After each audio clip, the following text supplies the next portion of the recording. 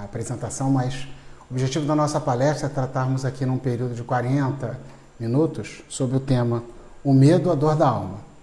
É importante ressaltar que essa palestra ela está conectada a uma palestra que realizamos há 15 dias atrás, uma palestra gravada, com essa mesma temática, em que não tivemos a oportunidade de interagir, ouvir as suas perguntas, tentar respondê-las, e hoje o objetivo fundamental é esse, que temos essa oportunidade. Então, por favor, formulem as suas perguntas.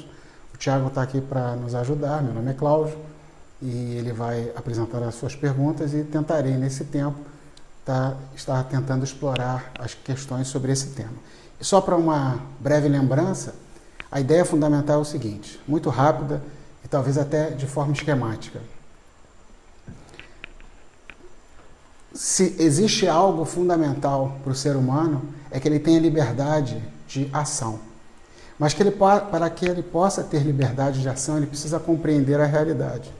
E a base fundamental diante dessa compreensão é um coração puro, um coração liberto, que ilumina a nossa mente, a nossa capacidade de compreensão e assim nos permite agir, como num triângulo equilátero perfeito. A questão fundamental é que o medo, que é a dor da alma, o medo, entre outros sentimentos fundamentais, ansiedade e sentimentos ligados a um certo descontrole da questão sentimental e olhando do ponto de vista esotérico do aspecto astral, ele acaba criando como que, entre aspas, nuvens no nosso coração, na nossa capacidade de iluminar a nossa mente, de iluminar a nossa compreensão e transformam esse ambiente num ambiente caótico, em que perdemos a capacidade de compreender a realidade e perdemos a capacidade de reagir de forma livre. Então, a grande batalha humana, de em todos os tempos, e hoje mais do que nunca, é ter uma base sólida interna. E essa base começa por um coração puro. E pureza aqui tem a ver com liberdade, com um certo vazio de sentimentos e pensamentos. Um dia nublado é um dia que impede que a luz entre. Um coração ocupado por sentimentos, pensamentos e sentimentos é um coração como que entupido, que impede com que esse coração possa agir na sua plenitude e irradiar para a nossa cabeça. E para fechar, só lembrando que a doutrina universal sempre nos fala de um princípio divino dentro do coração de cada ser humano. E essa é a base desse princípio divino, ele pode ser reconhecido a partir de um processo de autoconhecimento, a partir de um processo de reconhecimento do ser humano original que nós somos, e não esse processo viciado, esse círculo vicioso de pensamentos, sentimentos e ações em que estamos conectados nesse aspecto que impede o coração de ter liberdade de expressar para todos nós todo o seu potencial de vida, energia e transformação. Com base nessa questão inicial, essa introdução, vamos ver se temos algumas perguntas. Se não tiverem perguntas, vou aguardar um pouquinho, algumas perguntas. Se não tiverem perguntas, a gente conversa mais um pouquinho para aguardar perguntas, ok? Fiquem à vontade de colocar as suas perguntas, e o Tiago vai passar se tiver alguma pergunta ligada a esses elementos.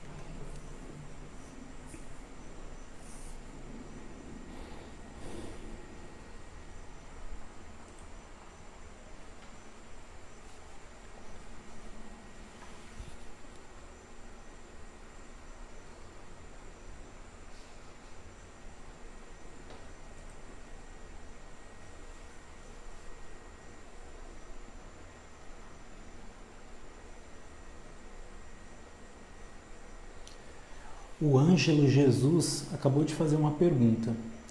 Quando sentimos falta, um certo vazio, um estado onde não nos encaixamos mais neste modelo de mundo, pode-se dizer que é o átomo semente do espírito se manifestando?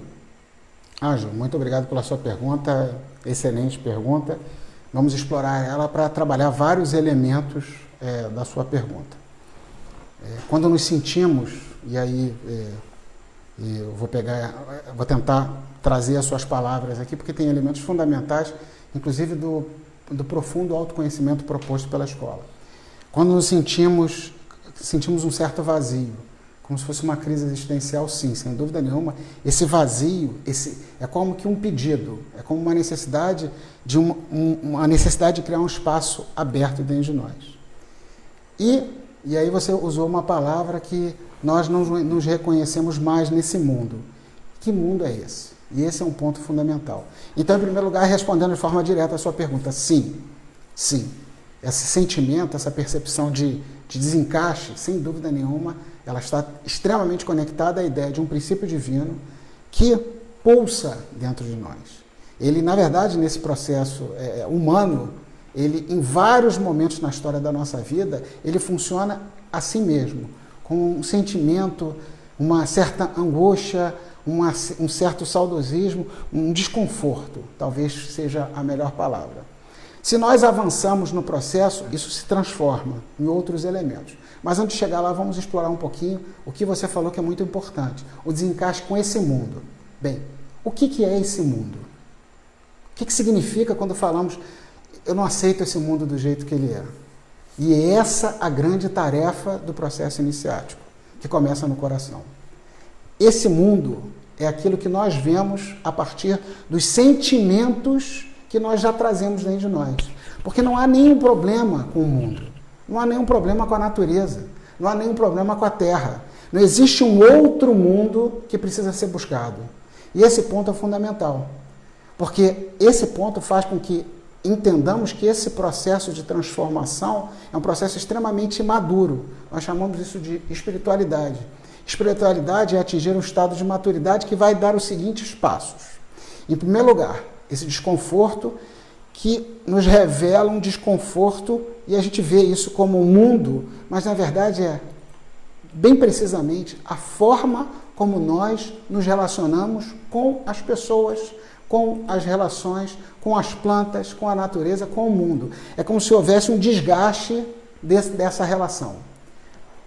Verificado esse ponto, nós paramos de agir como sempre agimos e esvaziamos esse elemento interno de tal forma que esse sentimento inicial, que é um sentimento de desconforto, passa a ser um processo de iluminação da nossa mente.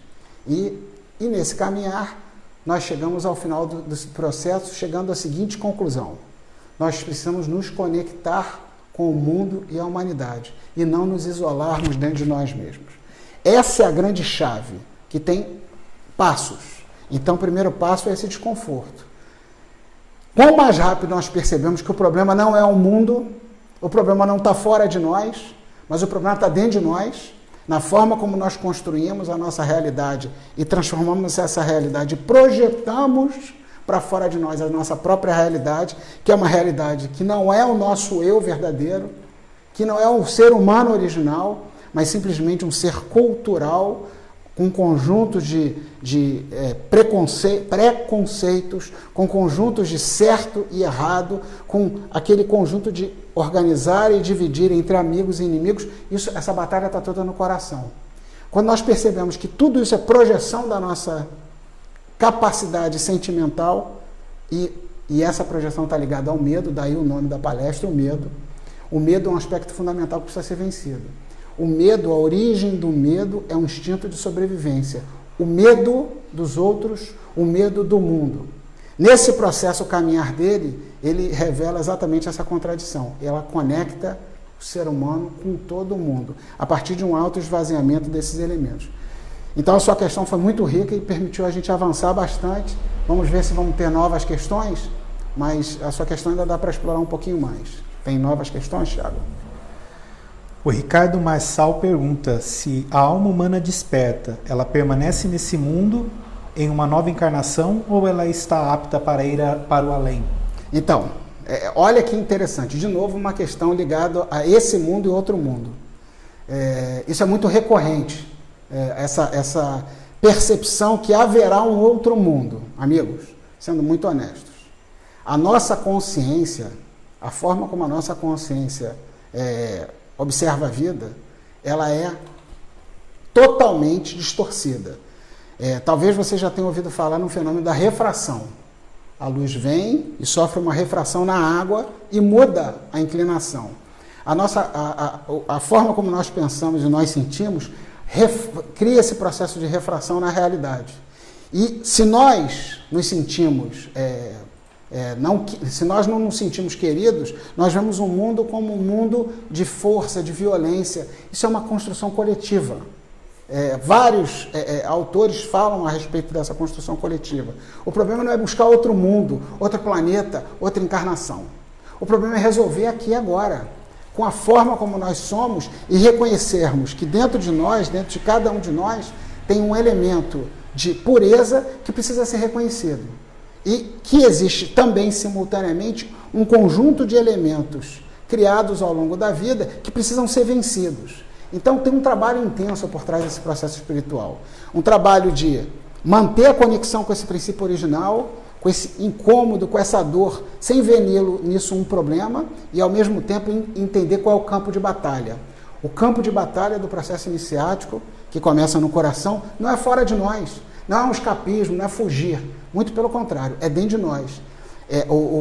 Tem um grande pensador, se eu não me engano, Mani, que ele dizia que você tem que descobrir tudo que impede que você reconheça o amor, porque o amor está presente.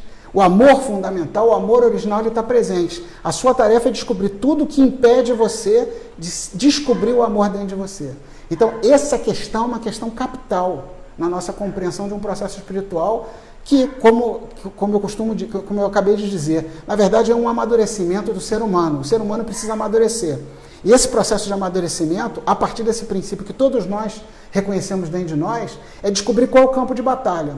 O campo de batalha não é fugir, o campo de batalha não é outro mundo, não, é esse mundo, com os nossos irmãos e irmãs da humanidade, junto com eles, todos juntos, em meio ao mundo. Vejam, os grandes iniciados, eles não se afastaram, nem buscaram o mundo, eles trabalharam com a humanidade.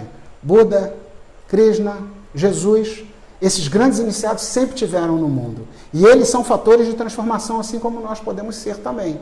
Se cada um de nós descobrir dentro de si esse princípio original e descobrir aquilo que impede com que esse princípio original se amplie e potencialize cada vez mais dentro de si próprio, esse potencial de transformação gerará ao nosso derredor também o potencial de transformação no mundo e na humanidade. Por isso o mundo é o objeto do nosso trabalho, é o objeto final. Mas tudo começa dentro de cada um de nós. Muito obrigado pela sua questão, Ângelo. A Jéssica pergunta: o maior medo seria o medo da morte? Mesmo vivendo em um mundo em que tudo seja passageiro, destruindo o planeta como fazemos, poluindo, matando em guerras e todos os outros fatos reais da humanidade de hoje? Então, sem dúvida nenhuma, que o principal medo é o medo da morte, né? Isso é uma questão atávica. Está presente no nosso sangue, está presente na nossa realidade, a gente não pode fugir disso. O ser humano ele tem um instinto de sobrevivência. Até aí, tudo bem. Se fôssemos só um ser que busca a sua sobrevivência, ok. O problema é que a gente não quer só a sobrevivência da nossa própria vida. A gente quer a sobrevivência das nossas opiniões, o respeito aos nossos sentimentos, aceitar quem nós somos. Ou seja, nós transferimos esse medo essencial, que é um fator que, em certo sentido, natural, porque a gente bota a mão no fogo e nós tiramos a mão do fogo por um medo de queimar a mão, é um instinto até de preservação racional, para transformar isso no campo dos sentimentos. Nós começamos a ter medo das pessoas que, de alguma maneira, nos afetam. E isso é uma construção de pensamento, sentimentos. E toda essa destruição da Terra, como você colocou, qual é o nome dela, Tiago? É a Jéssica. A Jéssica. Tudo que você falou de destruição, isso tem muito mais a ver com uma inconsciência da nossa conexão com o mundo. Isso é maravilhoso no processo espiritual. Quando nós percebemos que nós estamos conectados ao ser humano, a cada um de nós, nós temos uma conexão ao mundo, com a sua natureza, com seus minerais, e nós não somos simplesmente pessoas que se apropriam disso para ter um bem-estar e alimentar a sua estrutura egóica, mas nós estamos conectados. Isso muda a consciência humana. Então, essa mudança, essa transformação que começa pelo coração, ela é fundamental. Mas qual é a causa disso tudo? E essa é a questão fundamental. A causa não está fora de nós. Essa é uma questão filosófica fundamental. Enquanto nós acharmos que a causa está no us and them, como tem uma música do Pink Floyd, quando nós acharmos que o problema somos nós e eles, nessa polarização, sem sentido, no sentido existencial e profundo de um processo espiritual, enquanto nós estivermos presos a isso, nós estamos como que entupindo o nosso coração, impedindo que ele manifeste na sua plenitude a sua luz. Esse novo sol que nós trazemos dentro do nosso coração, ele tem capacidade de iluminar a nossa mente e mostrar a realidade. E a realidade mais pura possível é o seguinte: nós somos irmãos e irmãs, junto com a natureza, com toda a conexão com a vida. E transformar essa sociedade e tornar ela uma sociedade que segue os princípios que cada um de nós tem dentro de si, do seu coração, que são a beleza, a pureza, questões elevadas, elas só podem se realizar a partir de uma transformação. E essa transformação não começa, pode transformar a realidade, pode transformar a sociedade, pode transformar o mundo. Qualquer outra tentativa, e isso a gente já pode dizer pela quantidade de informações históricas que a gente tem, que a sociedade já caminhou bastante, qualquer outra tentativa é uma tentativa de polarização que transforma um jogo dos opostos num objetivo de vida, só que um jogo vazio, de um perde-ganha, como se fosse um jogo de futebol em que um ganha e em que o outro perde. É o caminho do meio. É o caminho do meio proposto por grandes iniciados, por Buda, por Lao Tse, o não ser, o caminho do meio. Aquele que não trabalha na polarização dos opostos, que é o caminho do coração. É esse caminho do meio que não agita o positivo e o negativo, que dá a liberdade para a gente perceber a realidade em sua plenitude e viver em meio ao caos, em sua plenitude. Muito obrigado pela sua questão. Questões como essa são muito importantes. O Marcos Moura pergunta: como conviver no mundo de hoje sem a proteção do nosso ego? Nós não correríamos o risco de sermos esmagados? Marcos Moura, o que é a proteção do ego? Então vamos pegar as suas questões. Em primeiro lugar, você tem toda a razão, né? Imagina, para quem vê o mundo como uma luta, uma batalha, uma guerra, você abre mão da coraça do seu ego, daquele ego que te protege. Mas protege o quê? O que nós somos? Quem somos nós? O que ele está protegendo? De quem ele está protegendo? Será que é exatamente isso? Ou melhor, será que nós compreendemos o que é esse tal de ego? Então vamos explorar um pouquinho mais a sua questão e vamos ver se existe algo a ser protegido ou existe algo a ser lutado. Em primeiro lugar, se nós estamos diante de um ponto de vista, o seu ponto de vista e um outro ponto de vista, esse ponto de vista ele foi construído a partir de quê? Ele é puro? Ele foi construído a partir de uma percepção pura da realidade? O que estamos dizendo aqui é que, em grande parte das vezes, não. Como que se dá esse processo de entupimento, de engarrafamento, de impedimento para que o nosso coração possa falar com todos nós? É o que você chamou de ego. E o que é o ego? São os sentimentos, os pensamentos, principalmente repetidos sistematicamente, e cuja origem dele são as nossas intenções mais profundas. É o medo, é a ansiedade, são as intenções que estão por trás dele. Veja que curioso. É natural, como foi colocado, que nós tenhamos medo, que nós tenhamos receio, porque esse é um instinto de sobrevivência. Quando essa intenção mais profunda, ela passa pelos esses nossos centros de vida, esse nosso ego tríplice, o coração, a cabeça e a ação, e se isso é realizado de uma forma sem o profundo autoconhecimento, que entende que esse processo de interpretação da vida ele pode gerar ideias repetidas, o que pode acontecer? Nós vemos um exemplo bem simples para entender. Nós estamos diante de uma pessoa alta, imagine que nós temos 10 anos de idade, um gigante lá da NBA, que joga basquete, ele olha feio para a nossa cara e dá uma cutucada na gente. Às vezes ele não fez nem isso com a intenção de causar nenhum mal.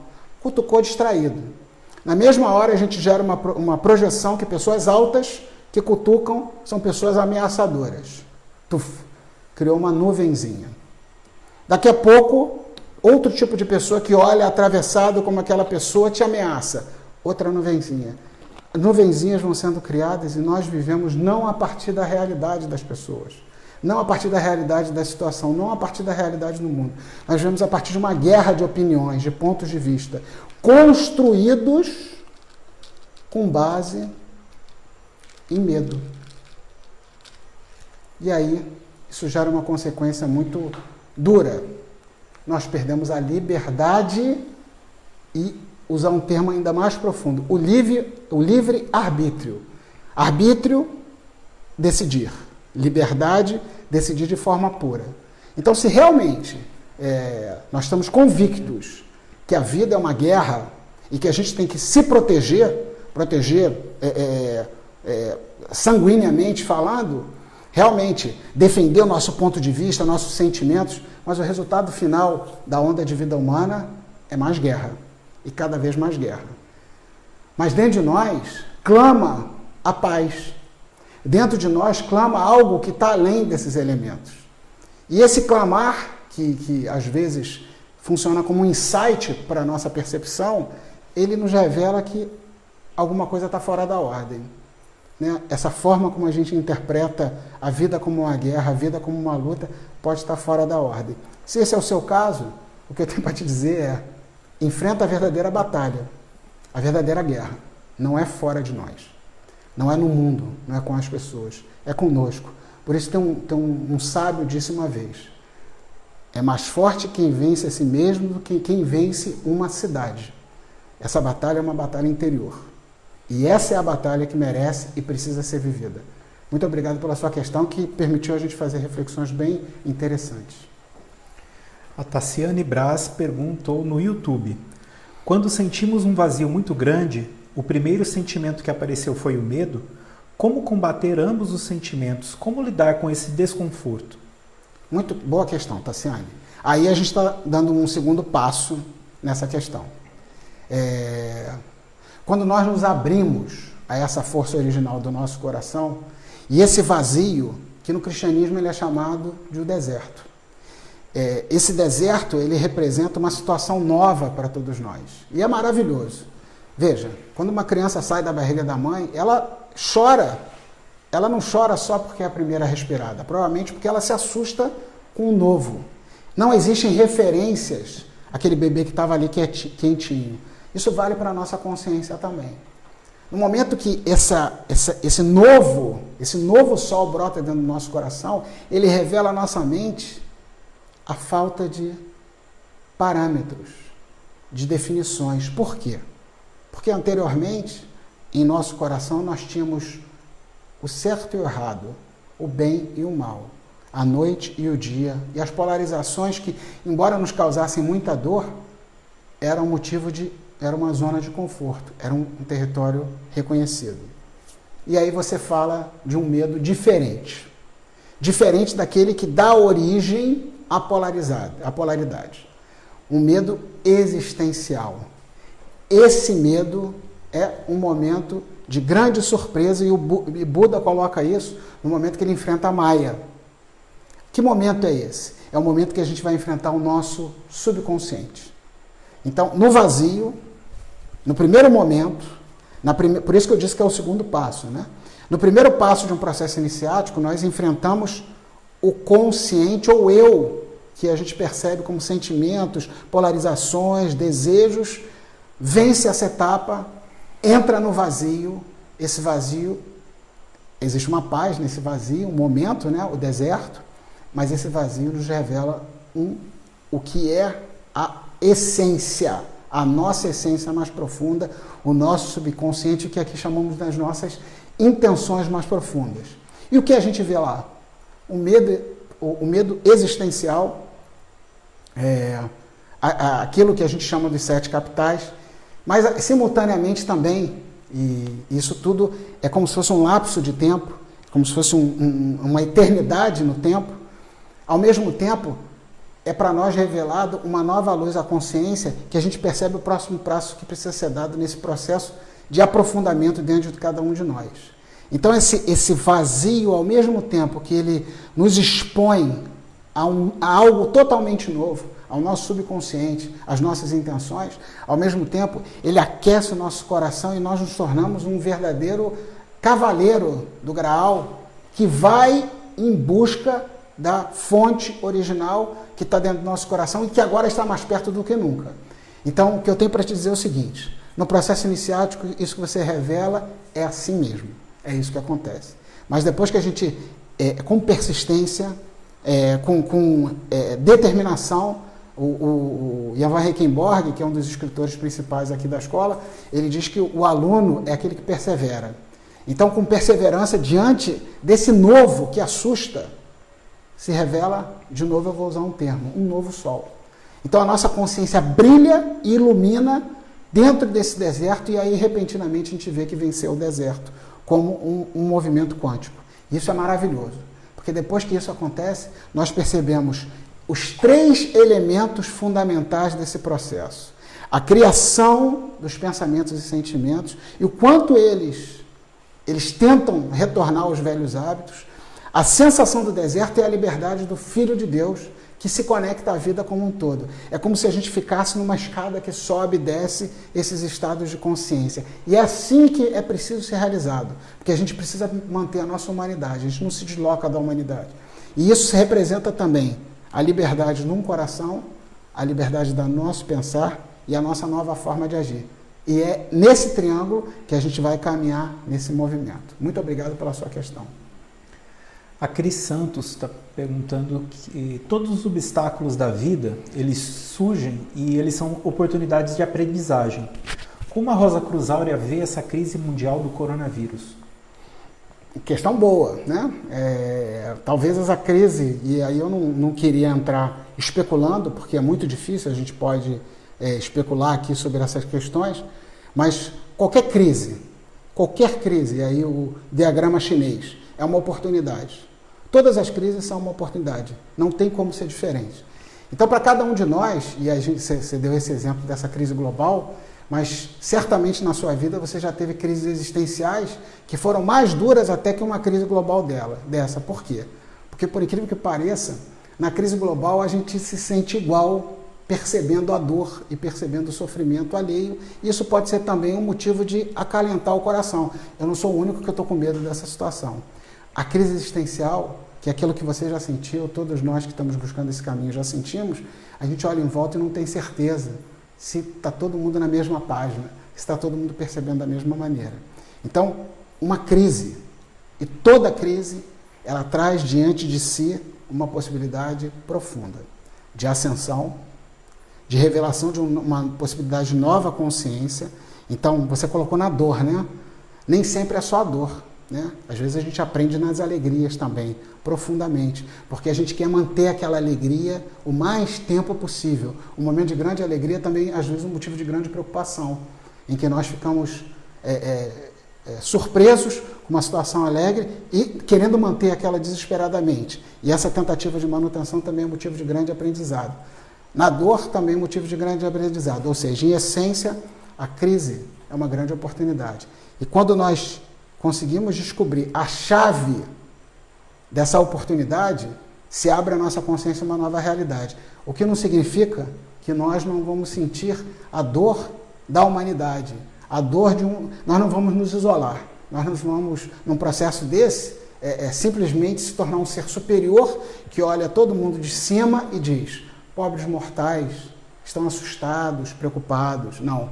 Nós sentimos profundamente a dor do mundo e trabalhamos junto com a humanidade, porém, a partir de um novo estado de consciência. Esse é um dos objetivos fundamentais de uma escola espiritual, que tem um grupo de pessoas que consiga, em meio ao caos, manter o seu trabalho nessa escada de sobe e desce dessa sua percepção. E assim uma janela de percepção para todos. Sua questão foi excelente, muito obrigado por ela. O Gilmar Brito do YouTube pediu para você falar sobre os medos e diferenciar o medo da dor da alma do medo que nos protege. Tá bom, ok.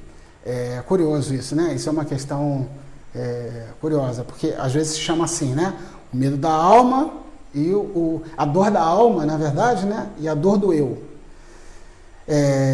Dentro de um processo de percepção, como a gente vem falando aqui, é muito natural que a gente tenha essa identificação do que vem a ser uma dor do eu. E que tipo de dor é essa dor do eu? É simplesmente de não ser aceito, não respeitar o meu ponto de vista, enfim, coisas assim que estão, coisas e elementos que estão ligados a ser aceito. Tem alguma coisa de errado nisso? Honestamente, não tem nada de errado nisso. Não tem nada de errado nisso. O que acontece é o seguinte: a dor existencial, a dor da alma, ela transforma. Essa que a gente está chamando aqui, ela não é menos importante, ela não é uma coisa menor, ela simplesmente tem outra característica e outra forma da gente perceber. As duas são elementos de autoconhecimento. As duas são elementos de autoconhecimento. Porque a dor existencial, ela vai conversar com essa dor do eu e vai perceber que essa dor pode ser vencida. Mas a dor existencial, ela precisa de um longo processo de iniciação. Então, não existe uma hierarquia que possa dizer essa aqui é essencial, mais fundamental, e essa é menos importante. Não. As duas são autodesmascaradoras, as duas são extremamente reveladoras. O Gleiton Ferreira perguntou: o que podemos fazer na vida prática para despertar esse amor? Despertar esse amor. Bem, na vida prática, primeiro a gente tem que descobrir o que nos impede de perceber esse amor. E aí, nas suas palavras, você falou no despertar, né? Então, é isso, né? O quanto nós somos apaixonados pelas nossas ideias, pelos nossos sentimentos, pelos nossos pensamentos. E na medida que nós percebemos o quanto, e aí eu vou usar uma palavra que a gente vem usando bastante ultimamente, quanto nós somos identificados com esse eu tríplice do pensar, do sentir e do agir, quanto mais a gente se desidentifica disso e reconhece que isso é só um ponto de vista, isso não é a realidade, mais a gente se conecta a essa ideia original desse ser profundo dentro de nós. E esse ser profundo dentro de nós, o que ele tem como característica fundamental? Conectividade, conexão, amor. Amor o quê? Impessoal. Então esse elemento, o que faz com que a gente mantenha desperto isso, é trabalhar e batalhar exatamente no verdadeiro campo de batalha, que são nas nossas identificações. Obrigado pela sua questão. A Eliette Marim Valverde pergunta: se simplesmente nos observamos, isso nos levará ao autoconhecimento? Excelente questão, excelente questão. Existem 2 graus de autoconhecimento, que sempre vão utilizar a autoobservação. A autoobservação, ela é um elemento primordial para que possamos avançar dentro das cadeias mais profundas da nossa percepção interna. Porém, existe um autoconhecimento que é extremamente sedutor e encantador, que é aquilo que nós falamos de nós mesmos. Como que eu sinto, como que eu sou, de onde eu vim, para onde eu vou, minha origem familiar. É como se a gente estivesse autoconhecendo essa estrutura tríplice, que a gente está chamando aqui de ego tríplice. Isso é uma camada mais superficial do autoconhecimento e ela, de fato, não permite uma transformação da consciência.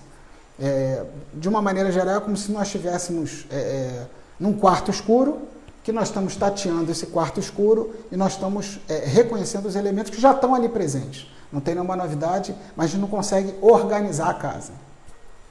Já o autoconhecimento mais profundo, ele passa naturalmente por essa primeira camada de autoconhecimento. Porque essa primeira camada de autoconhecimento ela é insatisfatória. Ela não vai às raízes do ser humano.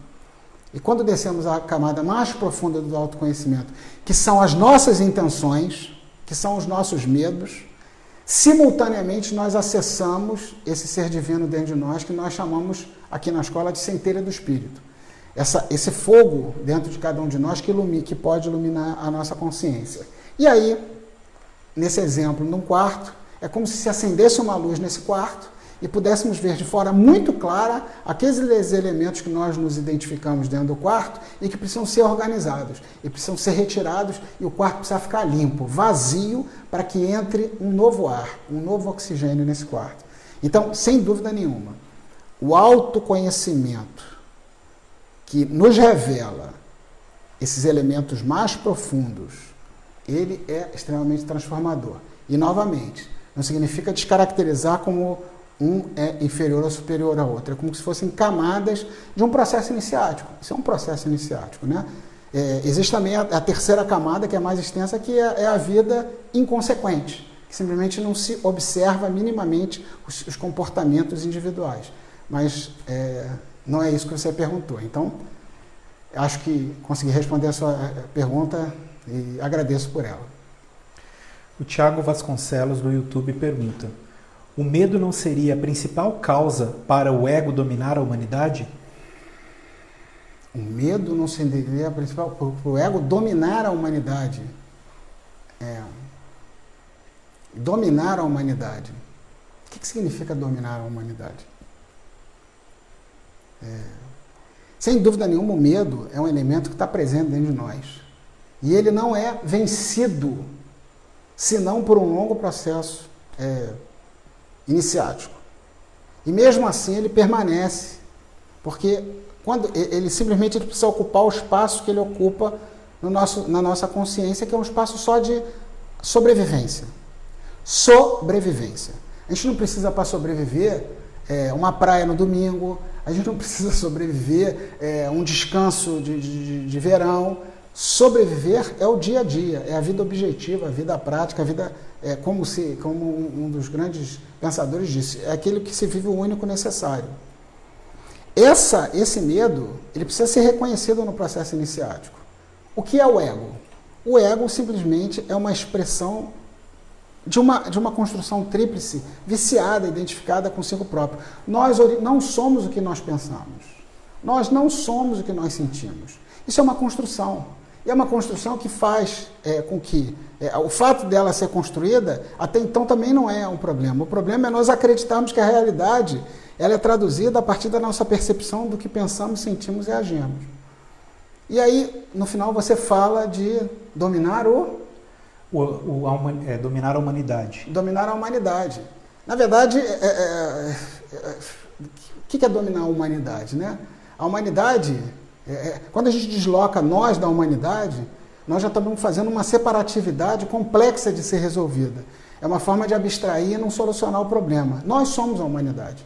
Nós temos dentro de nós toda a humanidade, até do ponto de vista genético. Se a gente parar para tentar olhar a nossa árvore genealógica, a gente vai observar que toda a humanidade está dentro de nós. Por isso que uma transformação de um ser humano, ele tem o poder de transformar até a própria humanidade. E assim é a ideia de um Buda, de um Cristo, de um Krishna, de um Lao Tse, que vieram trazer uma boa nova para transformar a humanidade. Então, essa questão de dominação, é uma questão que a gente tem que, cada um de nós, olhar per si, quem é o objeto da dominação e quem está dominando. Mas o fundamental é vencer a si próprio, para que a gente possa, na verdade, libertar a humanidade, e não tentar dominar, né? É uma coisa que é muito contraditória no processo espiritual, né? Obrigado pela sua questão.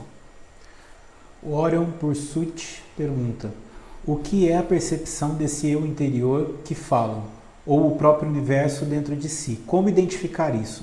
Qual exercício teria como melhorar minha percepção? Tá bom, ótima questão. Qual é o exercício? Tem um exercício muito prático e muito necessário para a gente melhorar essa percepção. O exercício é viver a vida e observar as experiências como cada uma fosse a única. O campo de trabalho, o campo de transformação da nossa consciência é a vida concreta, é a vida das experiências. Mas tudo que conversamos hoje aqui diz o seguinte: quando nós estamos identificados com o que pensamos, sentimos e agimos, sem ter uma liberdade de perceber a realidade, o que significa isso?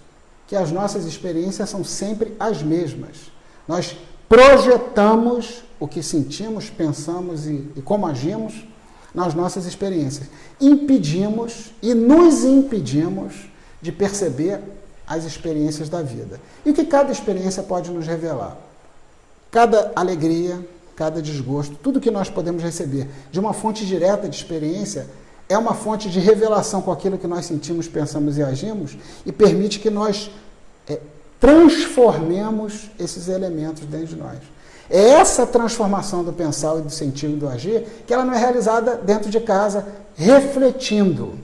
ela é realizada na vida experimentando, vivendo experiências. Mas o segredo é, que experiências são essas? E esse é o grande exercício. Esse não é um exercício que a gente realiza dentro de casa. É um exercício que a gente realiza com o mundo e a humanidade, a todo momento, recebendo os feedbacks das nossas ações. Terceira lei de Newton, ação e reação. E se a nossa ação é pura, aquilo que a gente vai receber de reação vem pura e permite com que a nossa consciência se eleve numa espiral. Esse é o grande exercício. E esse exercício, ele é para a vida inteira.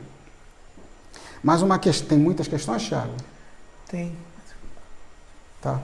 O Ângelo Jesus pergunta: quando e de que forma podemos saber se é o átomo semente querendo se manifestar em nós ou uma depressão e seus outros sintomas? Essa questão é uma questão interessante, porque a depressão ela é uma consequência de um desgaste. Vou tentar ser mais preciso possível. Todos nós, sem dúvida nenhuma, temos esse elemento profundo dentro de nós que, como um insight, tenta se revelar. E essa transformação é a principal transformação que precisa ser realizada na humanidade. Contudo, nós resistimos a essa necessidade de transformação. E imagina um sistema que vai, com o tempo, sendo desgastado, porque existe uma resistência ao novo, como uma das questões que foi colocada, ao medo que surge de um novo, de uma necessidade de transformação. E uma das hipóteses possíveis, mas isso é um assunto que tem a ver com química, bioquímica humana, é que nesse esmerilhar, sem um avançar, o que a gente pode gerar é sim uma certa dor insolúvel, que a gente, do ponto de vista médico, não dá para estar tratando nessa palestra, obviamente, mas do ponto de vista assim, existencial, ela pode gerar uma certa angústia, uma certa depressão. É possível que isso ocorra. É possível que isso ocorra. Por isso, é necessário que a gente avance nesse processo espiritual. É necessário que a gente transforme. Curiosamente, e aí vocês ficam com o dever de casa, procurem as músicas mais belas que a gente tem, as poesias mais belas. Elas têm uma conotação de dor. Famosíssima, né? Cecília Meirelles, nem aquilo a que me entrego faz-me ter contentamento. Por quê? Esse princípio divino, precisando brotar um conjunto de identificação que não se rende, que é continuar a ver a vida da mesma maneira e uma dor de uma frustração que não transforma a experiência numa elevação da consciência. É essa chave que deu muita poesia, produziu muita música elevada, mas ela não transforma a vida. Então, assim, se existe um conselho que a gente sempre precisa dar, é o seguinte: trabalhe dentro de vocês, né? Trabalhe dentro de vocês, trabalhe com força dentro de vocês. Inclusive, uma escola espiritual, ela possui um campo de força que dá um suporte para esse trabalho. Ela é uma base de apoio, não soluciona o problema, mas é uma base de apoio. Mas todos nós somos fortes o suficiente para enfrentar essas questões ligadas ao átomo centelha. E se com pureza de intenções nós avançamos, é possível vencer esse grande desafio. Tá bom? Mais uma questão. Okay. Para a gente encerrar aqui, que já são 44 minutos de palestra. A Fernanda Moraes do YouTube perguntou: como perceber como os mecanismos de padrões e condicionamentos operam em nós? Como libertar a alma? Então, Fernanda, quando você fala isso, você já identificou isso. Isso é curioso, né? E a questão é como sair disso. Porque os mecanismos de padrões, de pensamento, sentimento, esses padrões que você já identificou dentro de você, eles são uma fase que demora mais ou menos de acordo com cada candidato. E o que está iluminando a nossa consciência para perceber esses padrões já é a alma desperta, já é esse princípio divino que ilumina a mente. E ele iluminando a mente, ele revela para nós esses padrões, e aí está diante de nós uma força, que é o segundo elemento que ele oferece para nós, para não aceitar que o padrão defina a nossa vida. É como uma ideia muito simples de uma musculação. Imagina uma musculação que a gente para de fazer musculação e esvazia. Os sentimentos, os pensamentos, os desejos, principalmente os desejos, eles são muito inflados por nós e pela sociedade contemporânea, e o ser humano produz a sociedade contemporânea, não a sociedade contemporânea produz o ser humano. A relação de causalidade é sempre do ser humano para a sociedade. Então, no momento que nós identificamos esses padrões, o início da solução já se deu. E aí, o que é o processo que a gente faz? É o esvaziar-se. Dentro do nosso templo, tem um símbolo que é muito poderoso para os Rosa Cruz, que é o vaso vazio. Esse vaso vazio, ele diz isso. Observa.